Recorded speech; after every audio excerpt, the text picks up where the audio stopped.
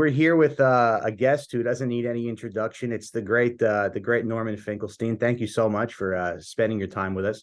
I think we might be wearing the same shirt, actually. Maybe it's possible. It's cosmic. Yeah, He's been following you. He wanted to impress you with his, yeah, his yeah, style.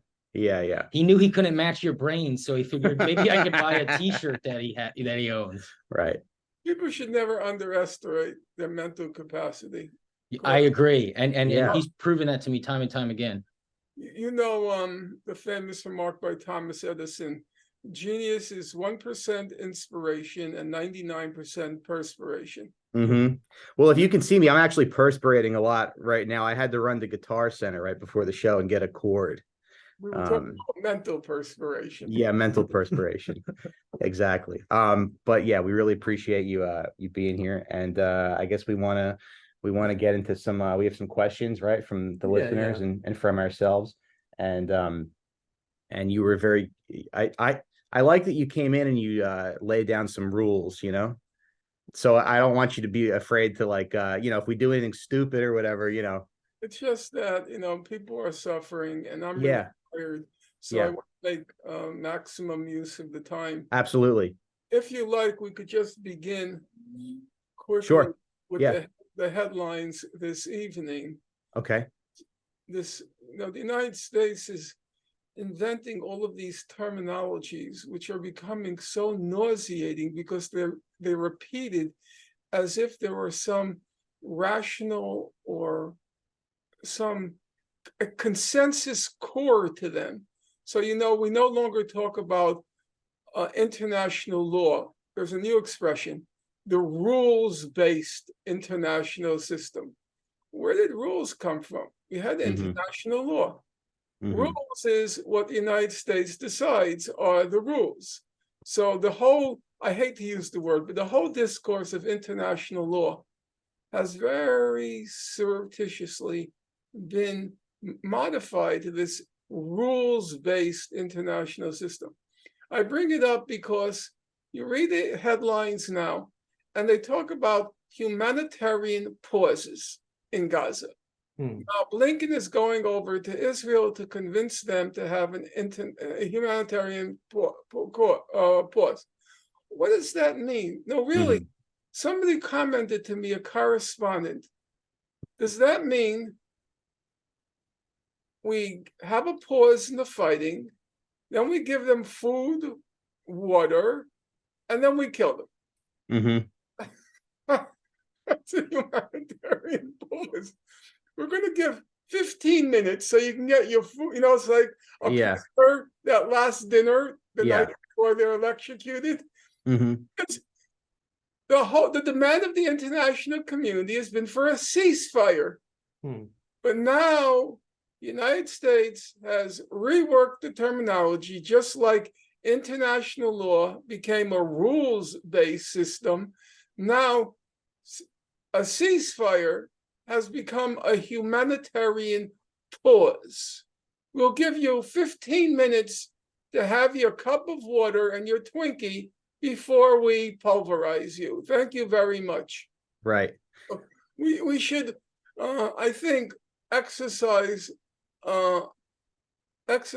real caution when we watch these new terminologies be introduced. And the other main question, which is actually, we're at a moment of truth now, because the head of the Hezbollah, Sayed Nasrallah, he's giving a speech tomorrow. And he has not been seen since October 7th. And it's going to be a turning point. There's no question about that. It is possible that he's going to say, unless there's a ceasefire, we're joining in. And that might be the reason, I'm speculating, but it might be the reason why Blinken is going over to Israel, because they are using the phrase humanitarian pause in order to preempt Nasrallah's call for either a ceasefire or we're entering the war. So I think there is a possibility that the reason he's going is so he could say to the world, you see, we already agreed on the humanitarian pause. And now that satanic group Hezbollah still wants war. So I think that might be what's going on now. Did you see they dropped a theatrical trailer for Nasrallah's speech? They have really good media people at Hezbollah. And I assume, knowing them, that it's a very high quality. I think so, yeah. I'm more hyped than for the next Marvel movie. Have you seen it? The theatrical trailer, yeah. And what did you think? I was very impressed. He slams his fist against the table. They show him doing that. There's no words in it, but it's very cinematic. They have a very high level of competence. I can tell you that. They're very serious people.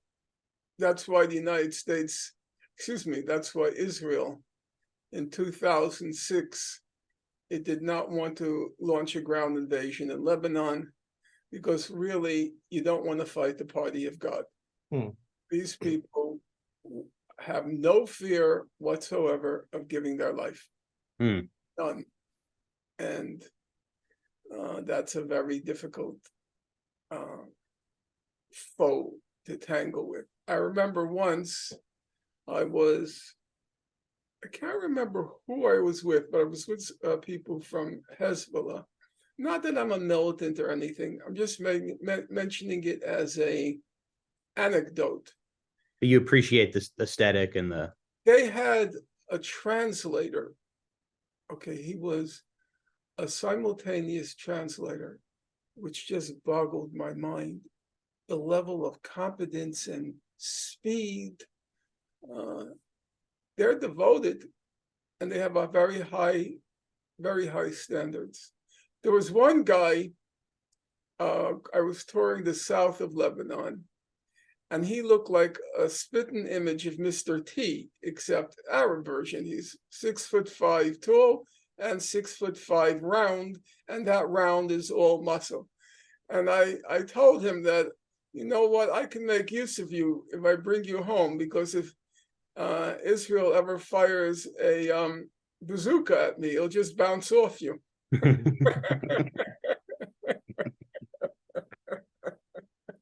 Let me ask you this. Do you ever worry about that kind of stuff? Do you ever worry about your safety? Because I left a comment on Amy Schumer's Instagram post the other day, and the comment has got like 10,000 likes, and I go, God, I hope Amy Schumer's not going to send her goons to my house and try to hurt me or my family. But do you have any worries about that personally? I'm trying to connect the dots here. Are you comparing Amy Schumer with the party of God? Yeah, well, she is very powerful. But yeah, that'd be a fun matchup, Amy Schumer versus Hezbollah. I think I was talking about high levels of competence, first of all, and not in comedy, second. Okay. Is she talented? Is she talented? The movie Trainwreck is pretty funny. It came out in like 2015. Judd Apatow directed it. I thought it was good, but man, she's really on one. I went to the same high school as Chuck Schumer. Okay. He was 3 years ahead of me, and his sister Fran was 1 year ahead of me. Now, Chuck Schumer was a remarkably brilliant guy, no question about it. He's evil, but you have to give credit where credit's due. He's a brilliant guy. And his sister Fran, believe me, I've met the smartest people in the world. I have. Fran was up there. Yeah, and the Out for Smokes podcast now. Excuse me? And now you've met the Out for Smokes podcast, so you've met all the smartest people. Yeah. Well, I'll grant that was a clever line, but beyond that, I'm not going. Okay, let's get started, but just briefly introduce yourselves to me so I know who I'm talking to. Okay, I'm Mike Recine. I've appeared on Conan, Comedy Central, and Showtime and HBO. I'm a stand-up comic. This is Twitter's Sean McCarthy. Yeah, Um, I read a one of lot the- of conspiracy theories on Twitter. That's what I'm most known for. yeah, and then And this I'm is I'm Scott Chaplain. Scott Chaplain. I've been on Comedy Central, and I was on Fox News, but not for any like real reasons other than to look like an idiot, at 3 a.m. Well, there used to be a time when you did programs like this and people introduced their academic credentials. Right. Well, I hope that's not what you came here Yeah, for. I can't introduce you a lack of something, Yeah. There's nothing to show you. I like to think I got my education on the streets, a little bit. Well, I do think life experience is as valid it provides as valid an insight as anything you get from a book. Sure. When I went to, like yesterday, I had a friend who has been an organizer in Newark, New Jersey. I knew him at Princeton, but he was faithful to his roots and he returned to Newark. And I had a long talk with him about the possibilities of the possibilities of Cornel West's campaign, because he knows the grassroots. He knows what's possible and what's not. Mhm. And I respect it. He's done it for 40 years, so you learn more from that than you learn from any book. Sure. You did slip. You did say Bernie for a second. I know. Do you have an opinion on Bernie at this moment? And what he said so far. I really don't know your history with him. I mean, were you someone not necessarily who backed him, but appreciated him at least? Are you disappointed? Is there anything on that level? Are you looking at anybody? All right, why don't we move on to another thing? Are you looking at anybody in DC right now? And I know this is an insane question and just genuinely shocked. Or does this seem like what is to be expected, which is everybody going, no, Hamas bad, Israel, do what you got to do? Well, first of all, I was very active in Bernie's campaign in 2016 and 2020. I invested a lot of my person in it, and I had a lot of hope in it. I think Bernie stopped halfway because his campaign had two prongs to it. One was, it was a primary campaign. He was running for president in the Democratic Party primary. But he always promised the second thing. And the second thing was he was promising a revolution, as in our revolution. And part of that, the critical part of that second prong of his candidacy was Bernie Sanders was repeatedly asked, let's say you get elected. And I think actually he would have gotten elected were it not for South Carolina. If you know, David Plouffe was Barack Obama's campaign manager. And Plouffe, in an interview, Plouffe, for those of you who don't remember, in an interview around 6 months ago, Plouffe said, no, I take that back, 4 months ago, Plouffe said there was a tiny window of opportunity to stop Bernie Sanders. He said it was within 48 hours of South Carolina, we had to get everybody out of the race except Biden. And that was the only way to win. Bernie was on his way. There's no question about that. And in those 48 hours, Obama and others made the crucial phone calls to Amy Klobuchar and Pete Buttigieg, got them out of the race, and then we know the outcome.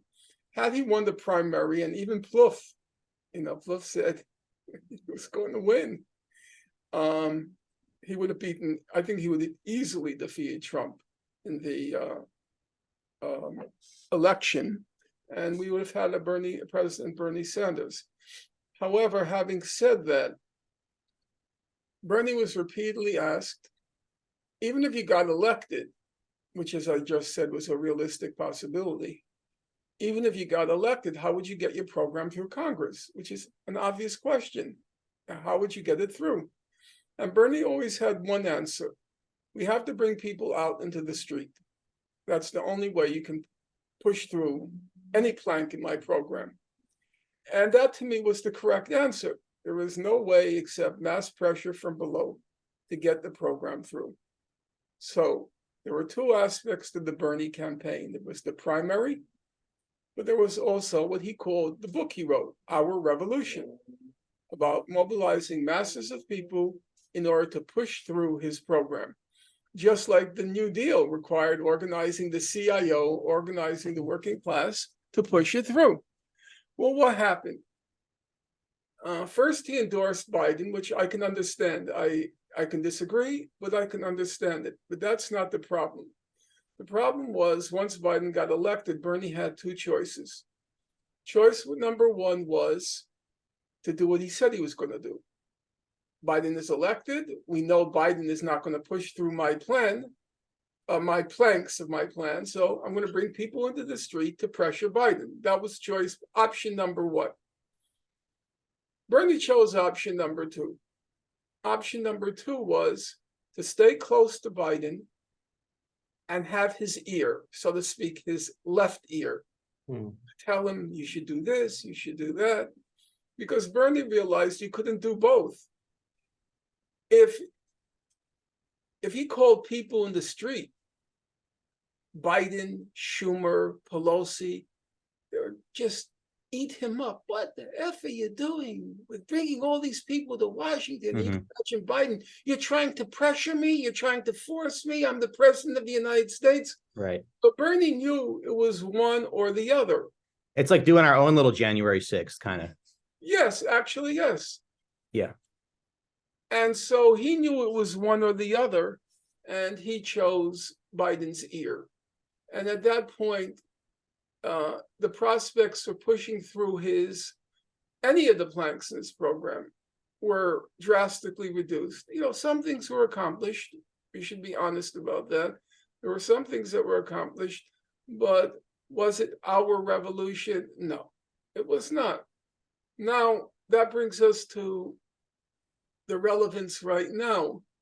If you watch Bernie's statements that he's been issuing since October 7th, he's been 6 degrees to the left of Biden. He started out on October 7th or 8th, probably October 8th. He started out, those Hamas, horrible creatures, we've got to destroy them. Israel has the right to destroy them. And then barely a word about the Palestinians who are being killed, or the situation and condition that may have caused the Hamas militants to do what they did. Bernie said in that first statement, he said, everything was working so wonderfully. We were all fighting for peace for the Palestinians. And then along came Hamas and effed up everything. Oh no, Bernie, that's not what happened. What happened was the whole world gave up on the Palestinians, right, being totally ignored. All the talk was about this normalization between Saudi Arabia, Israel, and the United States, and that would have all been over the heads of the Palestinians, and they would have been just left to languish and die in Gaza. So, and then if you follow it closely, when Biden started to talk about, he said, Israel has to fight the war according to international law. Then Bernie moves 6 more degrees to the left of Biden. Now Biden is saying there's a humanitarian crisis in Gaza. Now Bernie moves again 6 degrees to the left. So everything is carefully calibrated that he doesn't go 7 degrees to the left of Biden, because then he knows Biden will strike him down. Like, what are you saying? You know?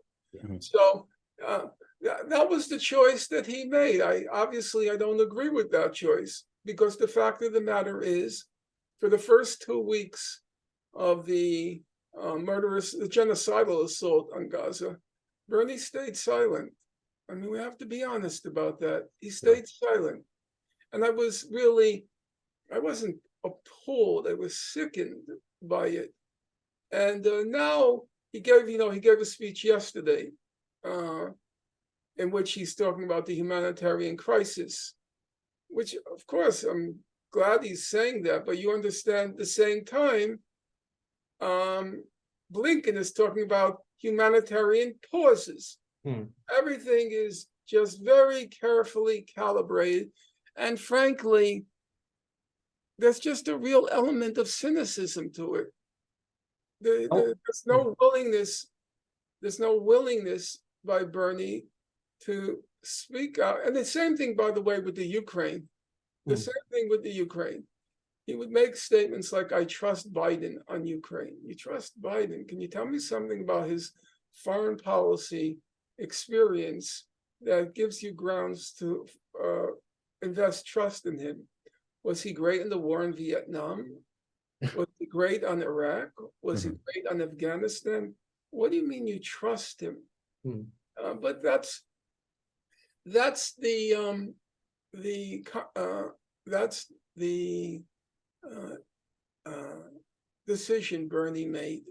In order to keep Biden's ear, he couldn't be more than 6 degrees to the left of him. Well, I wanted to ask you about you talked about the ceasefire earlier and kind of the discrepancy between the US public and the government we're seeing right now, where there's a Data for Progress poll that says 66% of adults want the US to call for an immediate ceasefire, 80% of Democrats. Just today, actually, Senator Dick Durbin from Illinois became the first and so far only senator to call for a ceasefire. And I'm just wondering, I know there's a myriad reasons, but it just seems that there's so much distance between what the overwhelming amount of the public wants and what the overwhelming amount of the Congress and the White House wants. And that's exactly why, that's an excellent question. And that's why the spin control is coming in now. They're going to claim the humanitarian pauses are a ceasefire. That's what they're going to do. So then everybody, they're going to say, we did what you wanted, but we arranged the humanitarian pauses. No, that's not a ceasefire. That's not a ceasefire. That's 15 minutes more of life. It's giving the electrocuted prisoner that last meal the night before. Right.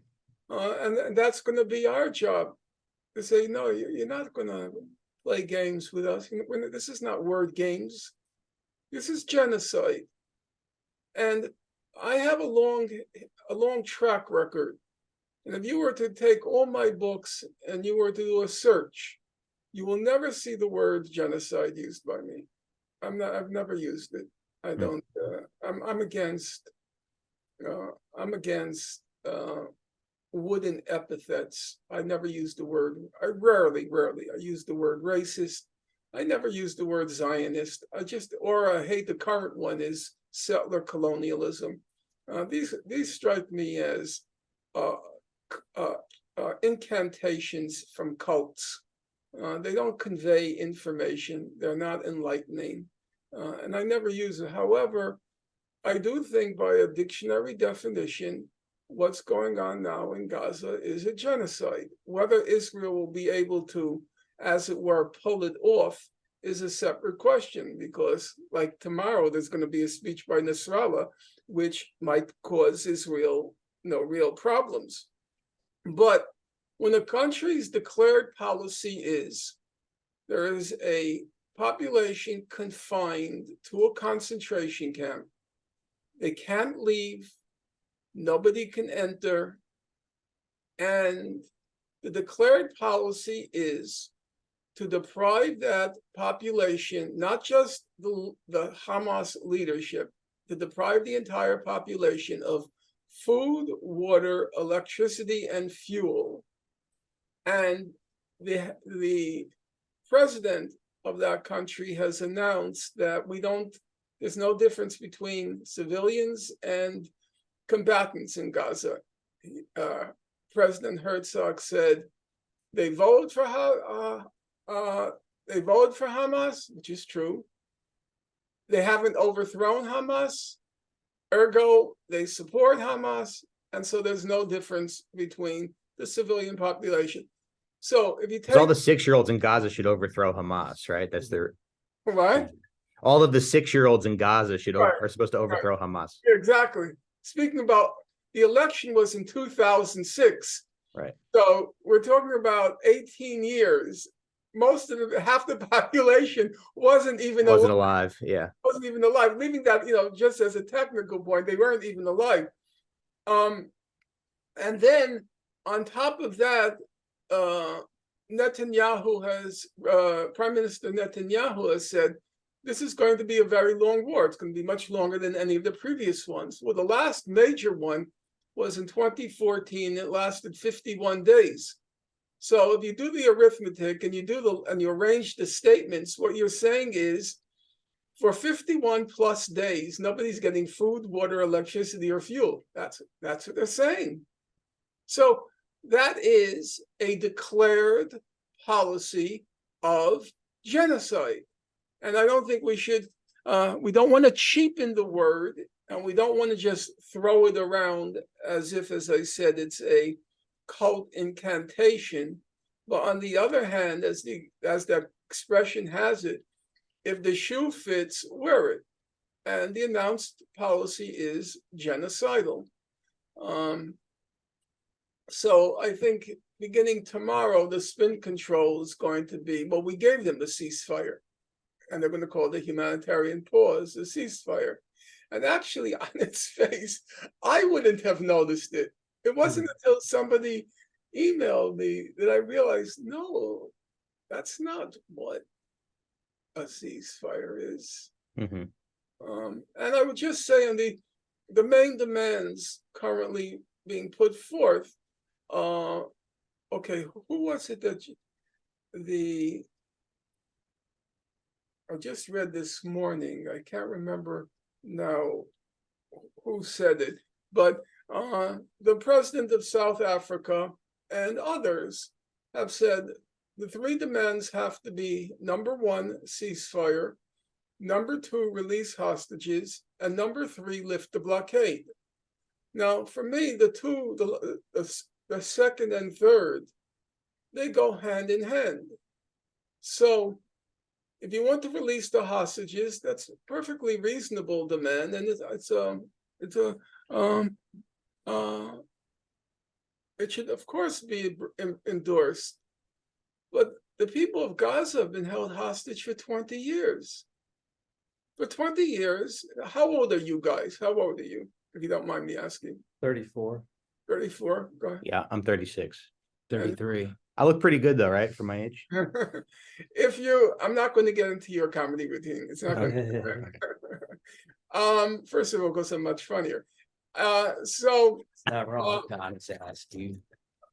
So if you can imagine, you guys, from the age of 14, I don't know if any of you are Jewish, but I would say from the time that you were bar mitzvah, from the age of 13 or 14, if you can imagine being confined to an area that's 25 miles long, which is shorter than a marathon, and 5 miles wide. Now, where do you guys live? You live in New York, okay? So 5 miles wide means the distance from NYU to Columbia University. That's 5 miles. So Gaza is the length of a marathon and the width of the distance from NYU, West 4th Street, to Columbia, 116th Street. Okay?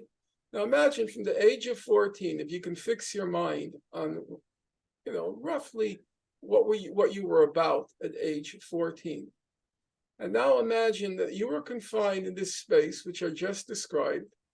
It's among the most densely populated spaces on God's earth. Half the population suffers from what humanitarian organizations call, quote, extreme food insecurity. Imagine that 60% of your age cohort, now I'm referring to you in your 30s, but in your age cohort, no work, no possibility of work. That all you have to do from the age you were 14 to now, the only thing you had left to do was just pace the perimeter of this parcel of land, and you're just waiting to die. But that's literally the case. Well, you could strap a green bandana on your head and well, that's what join the cool kids club. Well, that's what they did. Yeah. See, that's what they did because there was nothing else to do. Right. So I forgot, how did we get here? What was the, Just what's causing the discrepancy between public opinion and why are they so resistant to kind of giving in to public opinion on this issue? right, I forgot why I was, it'll come back to me in a moment, but why I was describing that situation. So, I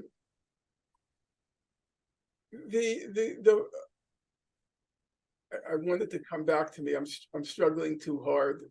Well, for some reason, it's really hard to convey to people what it's like to live under the occupation. A lot of people, because nobody asks the question. That's Yeah. the problem.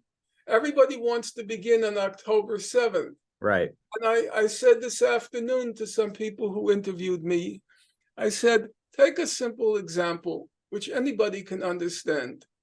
Let's say you live next door to a couple, okay?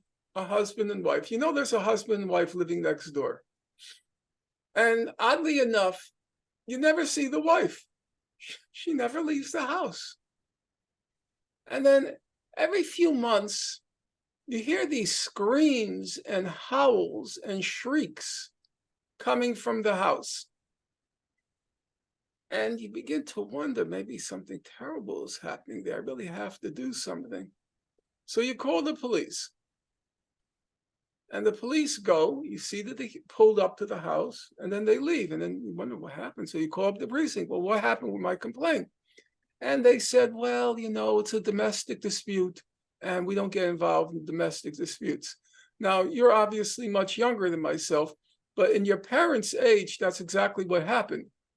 Up until the women's movement in the late 1960s, if a woman was being battered at home, it would call the police would come, and then they would be very queasy. They would see the woman is all battered, they wouldn't do anything, because that was the era when it was considered a domestic dispute, which meant then the government had no right to interfere, and also was the era of a man's home is his castle, that what he does in his home with his wife and with his children was his business. Since you three are in comedy, you will know there was the classic series, The Honeymooners, with Jackie Gleason. You'll be surprised to learn it was only 30 episodes, and yet it lives on and people watch it over and over again. In any rate case, the reason I bring it up is one of the famous lines in the film is Ralph, that was the character he played, turning to Alice, his wife, and saying, Alice, to the moon, to the moon. Yeah. And you laughed at it. I wish Amy Schumer's husband was a little more, like that. You Maybe took the phone away from it. You laughed at it, but everybody knew there was an undercurrent of truth there. Right. And battered their wives. Right. To the moon. And so you felt a little bit queasy about that when you heard that line, because, your dad may be doing that to your mom, and you're all three watching the program, and hey, it ain't all that funny. In any event, so then the person living next door, one day she knocks on the door, and the wife comes to the door, and she's obviously very emaciated and battered and has black eyes. And she has a very despondent, despairing look. And then she says, my husband said I can't talk to anybody. And she closes the door, okay? And then around 20 years later, suddenly there are all these police cars surrounding the house. And what do you know? The wife stabbed the husband 100 times. 100 times stabbed the husband to death. And now all the reporters or I should say the newspapers are carrying these lurid headlines. Monster wife stabs husband to death. Monster wife. But you happen to live next door. And when the reporters come to you and they say to you, do you have a comment about that monster wife who stabbed her husband? And you're very reticent to give a comment because you don't think she's a monster. See, the reporters saw it from the day she stabbed the husband 100 times, but you saw the 20 years before, or heard the 20 years before, because actually you never saw her. The people of Gaza never left. They weren't able to testify to what it was like to live in a concentration camp for 20 years. They weren't able to testify to what it was like to be born into a concentration camp. And so if you recall, on the first day, October 7th, the reports were there was a massive break in by Hamas militants and that 50 Israelis were killed. It wasn't clear how they got killed, whether it was crossfire, whether it was a firefight. It was not clear. And so the first day I was very happy when I heard that. I'm very happy when people escape concentration camps. Excuse me for that eccentricity of mine, but having both my parents having both of my parents pass through World War II in concentration camps, I know it's one of those eccentricities of mine, idiosyncrasies. I think it's kind of cool to break out of a concentration camp. But then, yeah, with motorcycles too. They were on dirt bikes. I saw guys on dirt bikes right over ramps. Scott was saying it was like the movie Toy Soldiers. Yeah, you ever see March of the Wooden Soldiers with Laurel and Hardy? You know, when at the end, it was one of my favorite. The end, I would watch the whole thing just for the end 100 yeah. times. We'll talk about that another time. By the way, I think you're confusing what happened in Gaza with The Wild One, and no, Marlon Brando was not. In any event, but by the third day, it was clear that something, an atrocity of a significant magnitude had occurred. But being like that neighbor who heard the screams and shrieks of that woman in the house, if you recall, beginning like the third or fourth day, no interviewer would let anybody go by without asking, of course you condemn what happened on October 7th. Of course you're horrified by it. Of course. And I'm thinking, well, yeah, really, of course not. I'm willing to acknowledge that by a dictionary definition, an atrocity of a significant magnitude occurred on October 7th. But past that, I won't go. Just like if you go back at the history of the abolitionists, who I assume you guys know, people like William Lloyd Garrison, Thaddeus Stevens, Charles Sumner. When you go back, when there were the slave revolts, like Nat Turner's slave revolt. Now, the Nat Turner was the largest slave revolt in our history. It was brutal. I mean, chopped off the heads, they beheaded babies, they did. And they were brutal. And yet, when you go back and look at William Lloyd Garrison, he was the editor of the abolitionist newspaper called The Liberator. And you can just Google it, which is what I did. Just Google William Lloyd Garrison, Nat Turner. He said it was horrible what happened. But he never condemned the slave revolt. He did not. I read it. He did not. And the moment I read Garrison on Turner, it was a big sigh of relief for me, because now I could say, yeah, I took the right position. I am not going to condemn concentration camp inmates if they break out and whatever they do.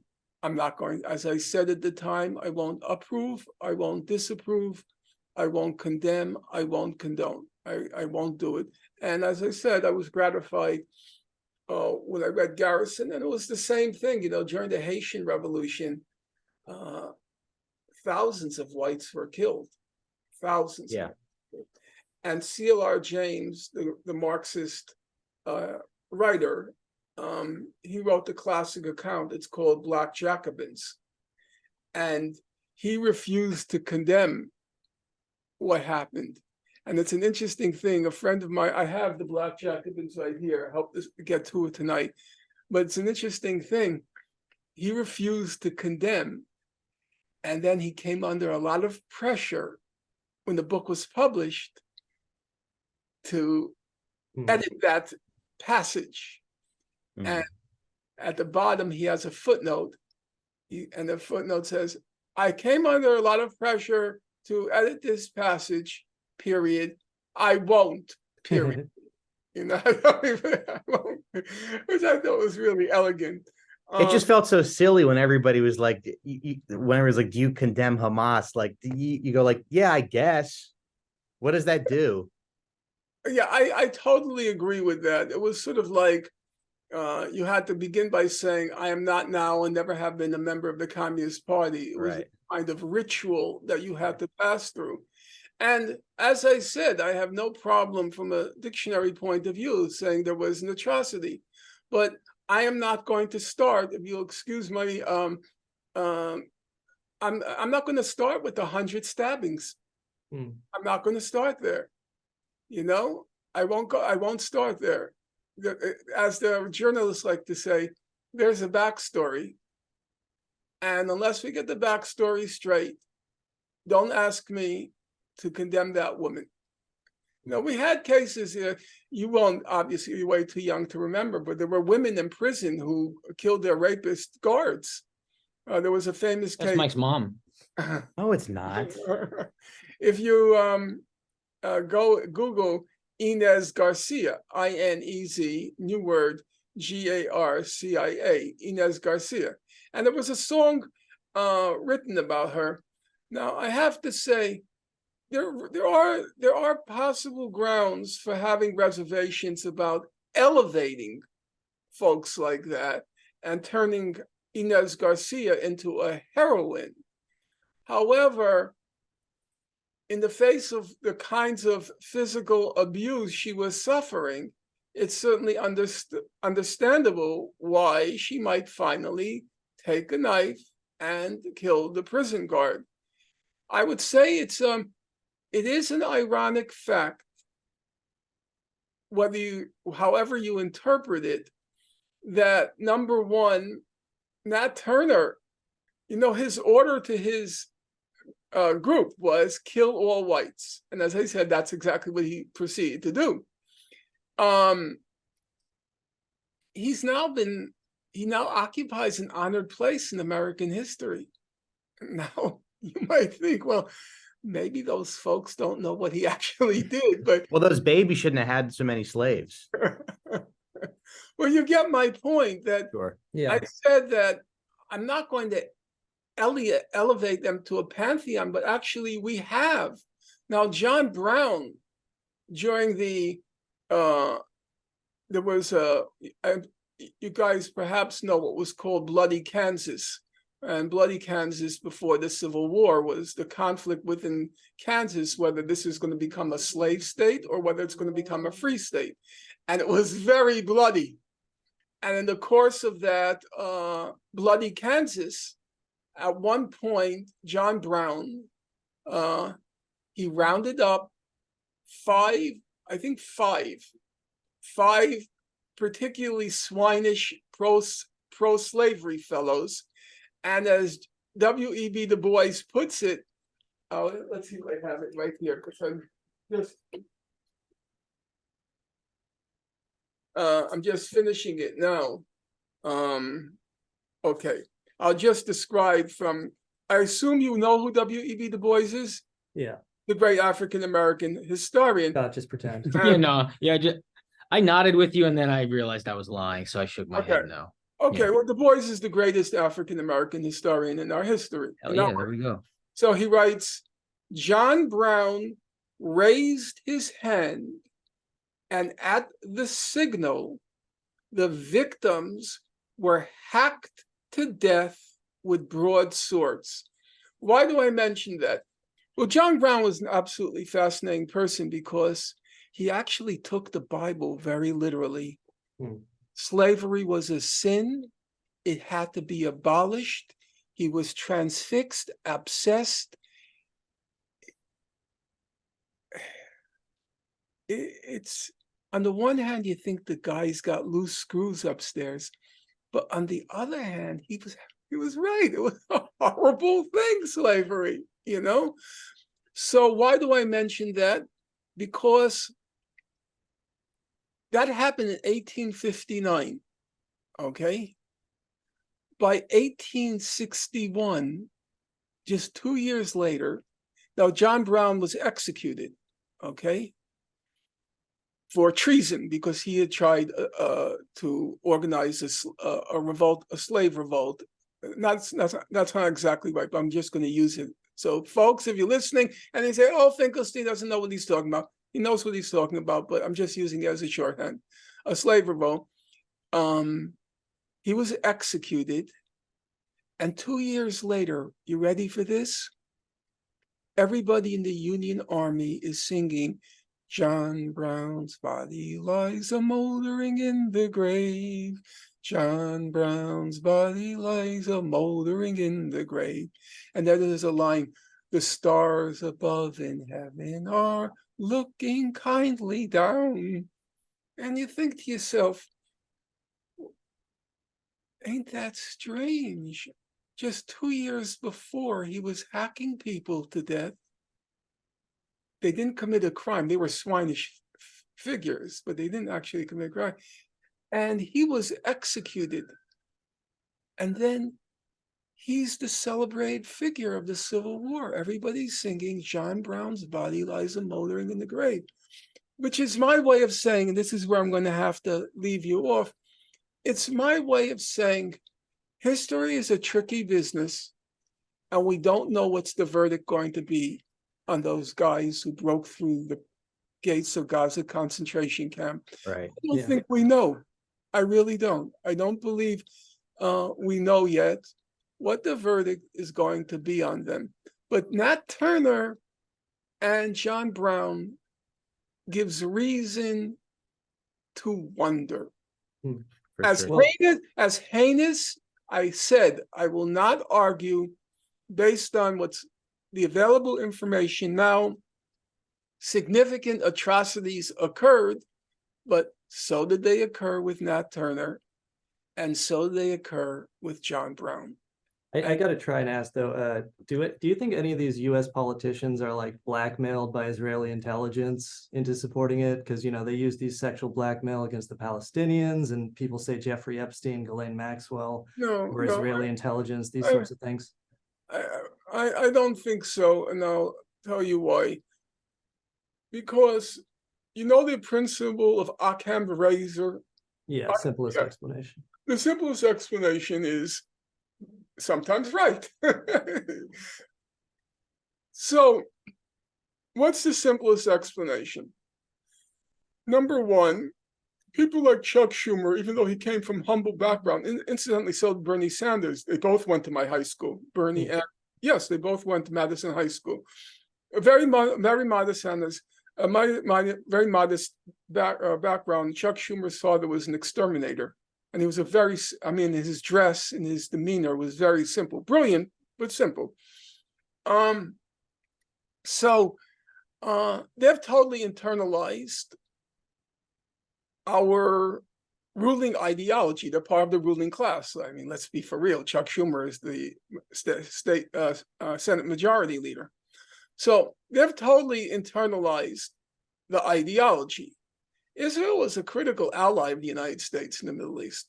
First of all, because it's the only ally which is, so to speak, modern. It relates to our culture, it relates to our values. I mean, you might want to get Saudi Arabia on board, and you want to get Sisi on board, and you want to get King Abdullah on board from Jordan, but you realize there's a cultural chasm that separates them from the United States. Whereas with Israel, you're talking to you're talking to Benjamin Netanyahu. the thug in the corner of the block. Mhm. So, and the Middle East is a critical region for the United States for obvious reasons. So Israel took a huge blow on October 7th. Remember, Israel was the Mossad and all of these operations they conducted, the raid on Entebbe. There's this whole history of this mystique. And suddenly, the most unbelievable thing happened, really inconceivable, in the most literal sense, inconceivable. Gaza's this tiny parcel of land. It's the most surveilled place on God's earth, with all the high-tech high-tech spyware. Every step, every move, every breath of every person in Gaza is being monitored by Israel. And then on October 7th, an operation that, according to Hamas, and I think it's plausible, an operation that had been planned for 2 years. Hear me? 2 years, and involved at least 2,000 people, because Israel said it killed 1,500 Hamas members. And then there were the 290 Israelis who were taken hostage, which means there must have been another 500 involved, roughly speaking. It involved 2,000 members. It was planned for 2 years, and Israeli intelligence was totally in the dark. And it revealed a degree of incompetence that was breathtaking. So this was a fantastical catastrophe for Israel, but also for the US, because that's our critical ally in the Middle East. So now they're giving Israel carte blanche to try to restore what Israelis call their deterrence capacity. And deterrence capacity is just a fancy technical term for the Arab world's fear of us, the Arab world's dread of us. After October 7th, it was like, wait a second, these Israelis aren't so smart after all. No, really, how did these rinky-dink Hamas guys in this tiny parcel of land outsmart the Israelis? So from that point of view, you don't have to conjure up any kind of blackmail to understand why the US is giving Israel carte blanche, because they want to restore the Arab world's dread of Israel, the Arab world's fear of Israel. And the second thing is, and I'm perfectly, happy to acknowledge it, not happy, I think it has to be acknowledged. Biden's campaign contributions. There's no question he depends on Jewish money and, rich Jews, and Jews have money. That's a fact. They're the richest ethnic. Oh, you said it, not me. Right. Well, any survey will tell you that Jews are the richest ethno-religious group in the United States. So, and there's a lot of power there. It's an interesting fact. Now I'm going to leave it off that I'm not turning myself into a martyr. I'm way past martyrdom, and it's not my cup of tea. But when I was denied tenure at this rinky-dink university, really rinky-dink, DePaul University, I mean, it's a bigger shame to have tenure there than to not have shame. But when I was denied tenure at DePaul, I knew that behind the scenes, the board of trustees, which consists of rich people, that's what the board of trustees are, they were saying to the president, well, I hear this guy Finkelstein is up for tenure, and he's not going to get tenure, is he? And of course the president's, of course no, he's not going to get tenure. But what's very interesting about now is everything that was going on behind the scenes, and this goes to your question, everything that was going on behind the scenes is now right there in broad daylight at Harvard, at the Wharton School, at the University of Pennsylvania, at Columbia University.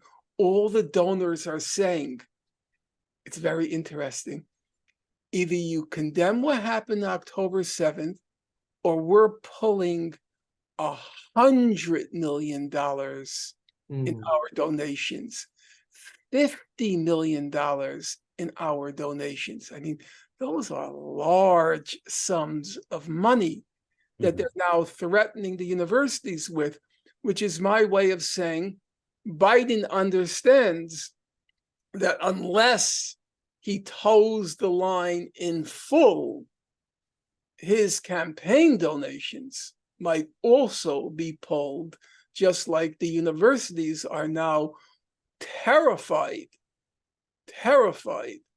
by the prospect of losing that money. That's, for a university, those are large sums of money. And the universities are caught in this, what you call it, between a rock and a hard place, because what's going to happen? It's so obvious what's going to happen. Number one, they want to uphold the principle of academic freedom, which is to say, as it's understood now on college campuses, it means, among other things, administrations take no positions on political issues. So now, with this pressure being exerted on them to take a position, that's going to violate a fundamental principle of academic freedom as it's come to be understood by university administrations. So that's one problem. But the second problem is 1,000 times worse. You know what the second problem is? Let's say they go along with their donors and condemn what happened on October 7th. What's going to happen? All the campus students are going to say, but then why aren't you condemning what Israel is doing to to Gaza? And could you imagine? If they refuse to condemn it, they're exposed as total hypocrites. If they do condemn it, they're going to lose all the money anyway. So they don't know what to do. They're in a total quandary how to get out of this mess that's arisen, because the donors control so much of what goes on a campus's life now, on the life of the campus. And on that, I'm going to leave you, because, guys, I really didn't even eat today. Thank you. No, Yeah, please. thank you so much. I just want to say you're a personal hero of mine, so thank you very much for being here. Well, many people say that to me, and I have to tell you, and I mean this honestly, I hate to hear that. It puts more moral burden on me to do more, to do more, and to do more. And like pressure to buy a microphone. No, I didn't buy them. Yeah, somebody just, it's funny you should say that. Somebody bought this lamp for me because they said the lighting was bad. I forgot that somebody sent it to me, and it came in a box, and you can imagine, I'm thinking, should I open this? I didn't know what it was. It's a slippery slope. Yeah, right. Yeah. I don't know what it was. Well, very nice to meet you. Yeah. I hope you had more fun talking to us than you did talking to Eli Lake last night. I have to, I want to be fair about this. People said, oh, how could you have gone on with them, and they're morons, and I have to be honest, they did give me a hearing. Yeah. And it was 2.5 hours. Yeah. And Noam, what's his last name? I'm not sure what his last name is. Yeah, the owner of the cellar. His impulses were very different than my own, but they took me out to dinner. They treated me decently, and I felt that in itself was a breakthrough, because as you noticed, I was not going to budge on calling it a genocide. I don't know if you listened to the program, but I wouldn't budge on calling it a genocide and calling Gaza a concentration camp. And a couple of times they tried to stop me, and I wouldn't let them stop me. And then they acquiesced. They just accepted, okay, he's going to call it a genocide. We're not going to get him to stop. He's going to call it a concentration camp. We're not going to get him to stop. And I think personally, part of the reason they acquiesced is part of them felt, well, it's not altogether crazy what he's saying. Sure. It's not altogether crazy what he's saying. And so I felt it was a victory. It was a victory. I don't think any program, I wasn't on any left-wing podcasts. I don't, except for Katie Halper, the substitute for Jimmy Dore, and Chris Hedges. Just three. And I am a known quantity among that left podcast universe. They wouldn't have me on. And it was an irony of ironies that Michaela Peterson, Jordan Peterson's daughter, and Peterson's politics, are polar opposite from me, including on Israel. She had me on. She was very respectful. She was an intense listener.